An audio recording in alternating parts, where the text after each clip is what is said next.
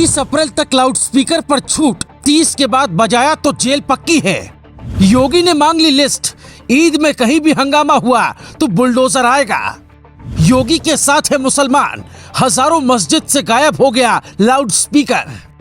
10 दिन में 17,000 धार्मिक स्थलों से गायब हुई लाउड स्पीकर की आवाज। मुसलमान योगी को पसंद करते हैं। लोग कहते थे कि यूपी का मुसलमान योगी को अपना नेता कभी नहीं मानेगा, लेकिन वो बातें कहानी बनकर रह गई। आज हिंदुओं से ज्यादा योगी की बात मुसलमानों ने मान ली है।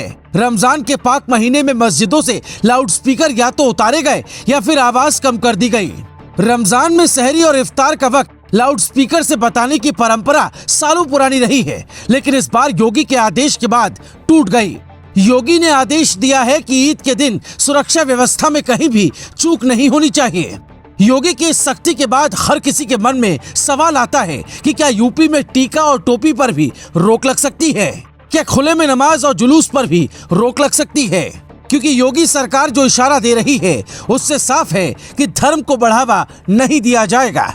मुसलमानों ने रमजान के पाक महीने में वो कर दिखाया जो देश के किसी हिस्से में नहीं दिखा। ये तस्वीरें बहुत बड़ी गवाह हैं मुसलमानों के योगी समर्थन की। जौनपुर में मौलाना खुद स्पीकर उतार रहे हैं। मस्जिद से लाउड स्पीकर उतारने की तस्वीरें वायरल हो गईं। कभी यूपी इन्हीं मुद्दों पर जल जाता था, लेकिन आज योगी ने एक ऐसी लकीर खींच दी है जिस पर देश के पीएम को भी गर्व होगा।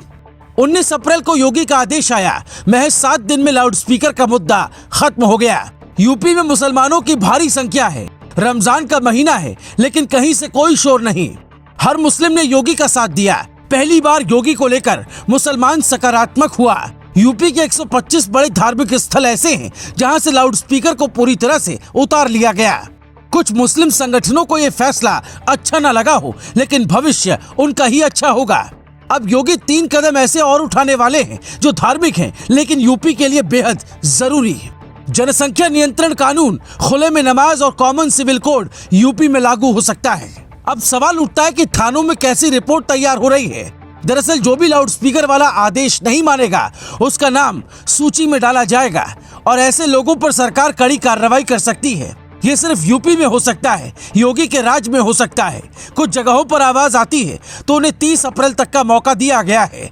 अगर मई में तेज आवाज में लाउड स्पीकर मंदिर या मस्जिद में बजाया जाता है तो फिर मत कहना योगी ने मौका नहीं दिया, क्योंकि अपर मुख्य सचिव गृह अवनीश अवस्थी ने आदेश जारी कर कहा है कि अभियान चलाकर अवैध और तेज आवाज में बजने वाले लाउड स्पीकर को तुरंत हटाया जाए।